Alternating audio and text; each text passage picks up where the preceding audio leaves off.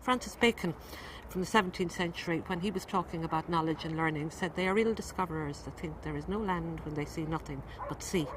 And effectively that's what PAL is about. It's helping people to see that there are new lands and new places, and that the horizon isn't limited by where we are right now. So in all of those ways, I think PAL helps people to move to a different level. I think it also plays into the way in which people live their lives now. And if you think, for example, of something like Facebook, which, if it was a country today, would be the third biggest country in the world, 350 million users. And it's based entirely on two things: that people like to work together in a social environment, number one, and number two, that people learn better when they learn from each other and piggyback on each other's learning. That's the whole basis of Facebook and all of much of the social development in cloud computing and the media. And all we're doing is attempting to use that. We're giving a human face to it and another way of looking at the notion of the hive mind. This thing of creating a single space where we're all comfortable learning from each other and where it takes us far beyond what we think we're capable of. And in GMIT and in AIT, I think we feel that it gives a chance also for us to remember that students, when they arrive in higher education, are not children, they're not dependents, and they're not deficient. They are people who have huge skills. They have people who are here with a reason to learn. They're people who are well capable of managing their own lives. And what we want to try and do is give them more space. To some extent, what we need to do is create the conditions and get out of the way and let them get on with doing the learning. And that's very much what PAL is about. We've given considerable thought to the continuity of education, and particularly that passage from second level into third level. But in addition to that, we have an increasingly disparate student population, so quite a number of mature students. One of the highest in Ireland at the moment is here in Athlone.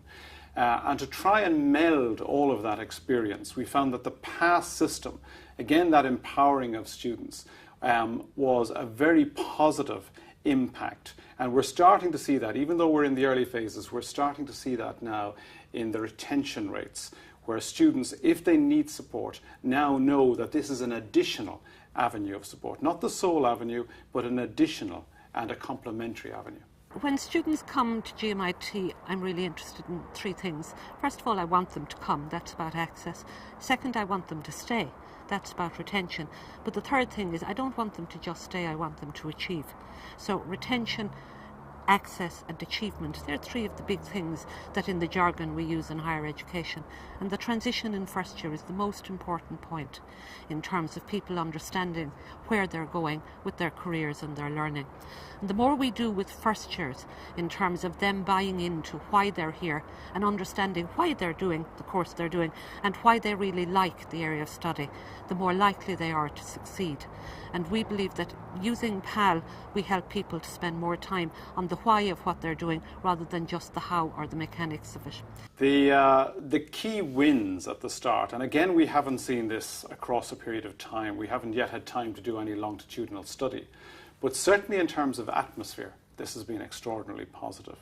In terms of the empowerment, which I've mentioned a couple of times now for students, when you see the benefit that the student leaders get from this and how they've grown, we've had a number of fora where student leaders have been invited and facilitated to come and talk, and to see the development of those individuals across that has been most impressive.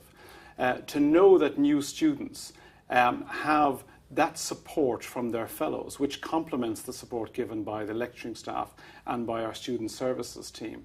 That again, even in this initial phase, has been most positive. When people are talking about higher education, they often forget that one of the big transitions is not into college, but out of college. And one of the ways when you need to think about that, or what's the extra mile that we can go for our students to make it easier for them to succeed afterwards.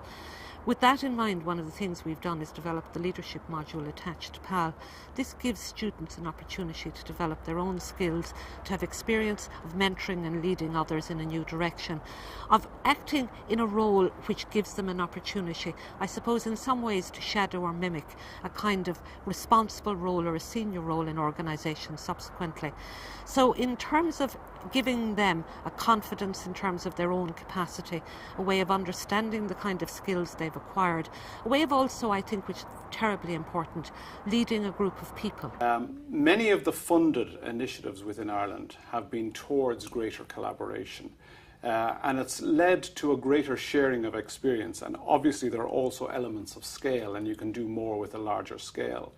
We've had a very fruitful relationship with our neighbours in Galway, and Galway is roughly an hour's distance on the west coast from Athlone, which is in the centre of Ireland.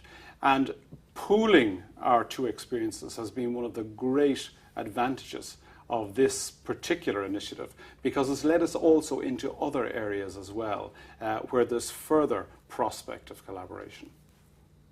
Okay. It's a very interesting thing that when two institutions like AIT and GMIT get together to work on a project like this, we learn a great deal from each other. It's amazing how much there is in each institution that we don't know about.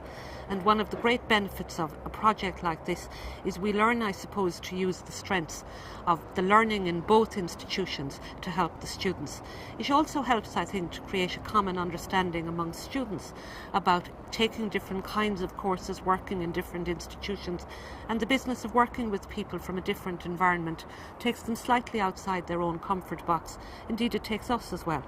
And it obliges us, I think, sometimes to be better at explaining what it is we do and why we do it. And I think collaboration in higher education is going to be the only route for any of us in the future. We're too small a country to be parochial about these things. And AIT and GMIT are good at working together, which is exactly what we want the students to be as well.